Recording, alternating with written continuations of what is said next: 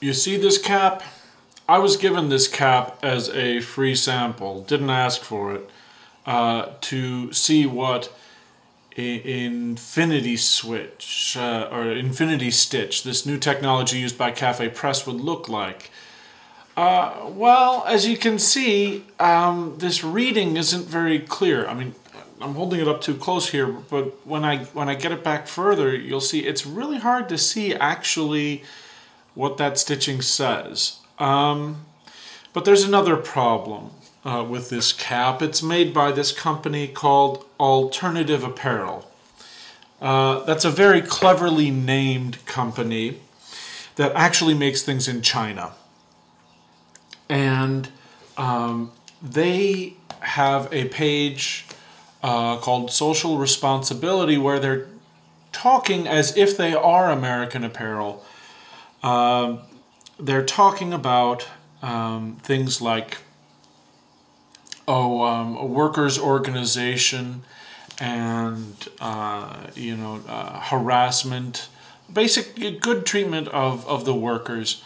And I believe that the people at the people at Alternative Apparel, that is, would really like, ideally, for all those things to be true. But they're going to China. They're not employing Americans. And there's a reason for that. The reason is that labor is cheaper in China. And there's a reason that labor is cheaper in China. They use prison labor in China. They don't have adequate protections of workers' rights in China. They use children in China. And many places have people who are effectively slaves in their factories. That's why the wages are low. And Alternative Apparel says that it will go to check these factories several times a year. But the question is, what's happening when they're not there? Now, they also talk about protection of the environment. And here's what they say on their webpage, Alternative Apparel. Quote, vendors shall comply with all applicable environmental laws and regulations. Vendors means people who make their hats. Well, in China, are all the applicable environmental laws and regulations as strong as they are here in the United States? Not on your life. People talk about fighting global warming. This cap is an example. In China, they are making a huge number of new coal plants, coal-fired electrical plants. The energy that goes into this cap comes from that kind of dirty, dirty energy.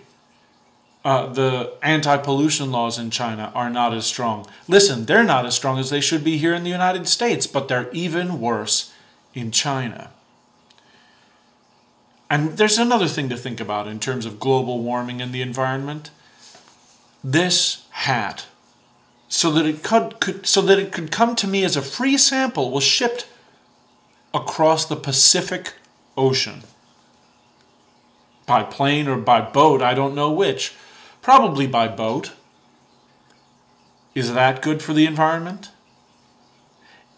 That follows environmental law, but it's not a good environmental practice. It certainly is not what you might think of as an alternative business practice to be sustainable. It's wasting energy. It's polluting the ocean. It's putting carbon dioxide into the atmosphere so that Alternative Apparel can sell its hats to you cheap. Now, here's the question. As someone who sells hats on Cafe Press, or someone who sells things on Cafe Press, will I sell hats on Cafe Press? Will I sell this, what they call a military style cap? And for me, the answer is no. Alternative Apparel has decided that it wants to get cheap hats. And they've decided that they want to be cheap. I'm not going to sell this hat. I don't mean to be rude to the people at Cafe Press, but when you sell a hat that's cheap, I think it means to some extent that you are cheap. And I'm going to turn that around to you, listener, because if you sell a hat that's cheap to somebody,